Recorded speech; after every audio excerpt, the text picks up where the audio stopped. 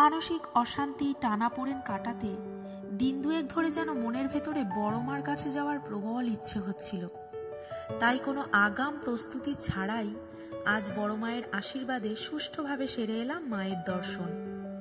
ভক্তিভাবে গদগদ হতে পারি না আমি, তবে ঠিক যেন মা মেয়ের সম্পর্কের অনুভূতির একটা ছোঁয়া লাগে মনের ভেতর। আর এই অনুভূতিটুকুই আমায় আরও কিছুটা শক্তি যোগায় জীবনের অন্ধকার ঠেলে আলোর দিকে এগিয়ে যাওয়ার।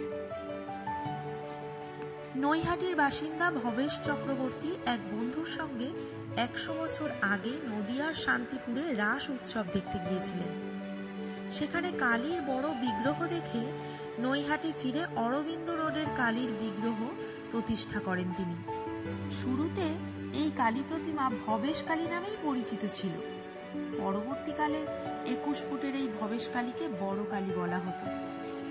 কালের নিয়মে এই বড় কালী এখন বড় মা। দৈর্ঘ্যে বেড়ে হয়েছে 21 থেকে 29। মায়ের পুজো দেখতে এতটাই ভিড় হয় যে অরবিন্দ রোডে ভক্তদের দাঁড়ানোর জায়গা থাকে না। তাই সোশ্যাল মিডিয়ার মাধ্যমেও পুজো সম্প্রচারের ব্যবস্থা থাকে আজকাল।